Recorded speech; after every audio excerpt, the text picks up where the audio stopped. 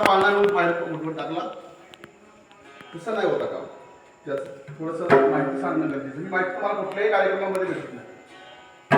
ते मी कीर्तनकार आजकालचे सेवेदारी असले तर नाही तर धंदेवाले कीर्तनकार सुद्धा सांगत नाही तुम्हाला माहिती.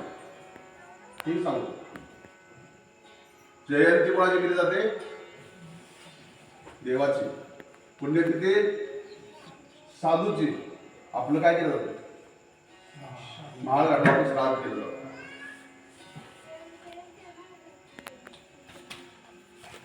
थोडक्यात सांगतोस. पुण्यतिथी साधूची केली जाते. साधू कुठल्या कुळात जन्म आला, कुठल्या देशात आला, कुठल्या समयला आला, कुठला काहीच विचार केला जात नाही. साधू अस्तित्वात असताना त्याची काही किंमत कळत नाही.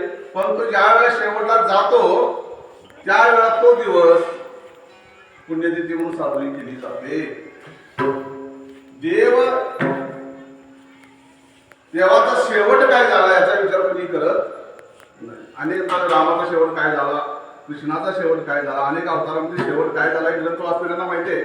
आपल्या सगळ्यात सांगायला वेळ नाही. पण ज्या दिवशी जेव्हा येतो त्या दिवशी तो दिवस आनंदमय साजरा केला जातो. त्याची जयंती साजरी केली जाते. कृष्ण गोकुळी जन्मला किंवा गोकुळीच्या सुखा अंतपार किंवा उत्तम हा चैत्र मास वसंताचा दिवस येण्याचा दिवस महत्वाचा आहे. साधूचा जाण्याचा दिवस महत्वाचा आहे. तुमच्या आमच्या येण्यालाही महत्व नाही आणि जाण्याला सुद्धा महत्व नाही. त्यामुळे दोन्ही धर्मकार्यासाठी येतात साधू आणि देव. आपण येतो ती कर्माची शिदोरी घेऊन येतो. त्यामुळं आपल्याला पाप पुण्य सुख दुःख सगळं हे भोगावंच लागतं. येणंही आपल्या हातात नाही आणि जाणं सुद्धा आपल्या हातात नाही. यदा कदाचित जाणं जर आपल्या हातात असतं तर काय वाटतं ते करा. पृथ्वी दान जरी दिले, सोनं जरी दिलं तरी 2 मिनिटांमध्ये 5 सेकंद सुद्धा आयुष्य मिळत नाही.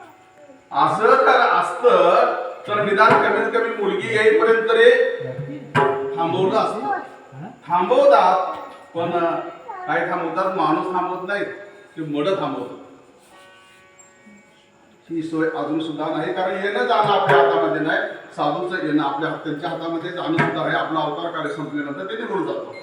म्हणून आजचे कुठला प्रसंग आहे? हनुमान जयंती कुठल्या साजरी केली जाते? देवाची. हनुमंताला देव म्हणून जास्त ओळखतच नाही. काय म्हणून ओळखतात? भक्त म्हणून ओळखतात. काय असं भानगड?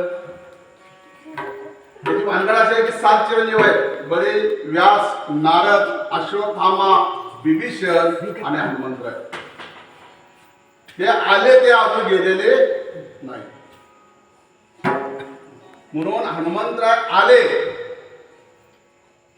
पण भक्त म्हणूनच त्याने जीवन जगले पण अजून गेलेले नाही. ज्यांची जशी अशी श्रद्धा असेल त्यांना हनुमंतरायाची भेट आजही होते. कुठल्या ना कुठल्या रूपाने होणारच.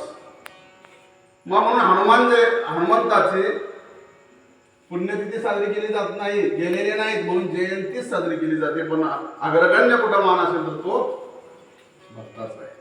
म्हणून त्याची पुण्यतिथी नाही तर काय जयंती आहे. दुसरा अजून एक भाग सांगतो. 6 दिवसापूर्वी जन्म झाला भगवंताचा अवतार कुठला? राम. तिथी आली तर एखाद दिवस वाढतो. राम अवतारामध्ये सगळ्यांना माहिती आहे दशरथ राजाने म्हणून नव्हतं. यज्ञ केला. यज्ञ करण्यासाठी बरीचशी सामग्री जमा केली. शृंग ऋषीला बोलवला. यज्ञ यथासांग पार पडला आणि तो प्रसाद आला. तो प्रसाद दिला आपल्या 3 राणीशी. पुन्हा कोणाला? कौसल्या, सुमित्रा, कैकेयी. पण सगळ्यात जर डबल बायको करायचा योग आला तर लाडकी कोण असते? पहिली. प्रसाद दिला. प्रसाद लवकर ग्रहण करावा म्हणून वशिष्ठाने सांगितलं. वशिष्ठ गुरु आहे. फार मोठा इतिहास आहे. ते यज्ञ कसा केला, काय केला आणि तो प्रसाद दिला प्रत्येकीला. पण देत असताना राजाने देताना बरोबर दिला होता. कोणाला तुटला दिला होता? कौशल्याला. मी एवढी लाडकी असताना, मी एवढी सुंदर असताना, सुंदरपणाचा अभिमान मध्ये त्याहूनही गर्भिणी नामामने नामचोडाय म्हणतात आणि एवढा असताना मला पहिला प्रसाद द्यायला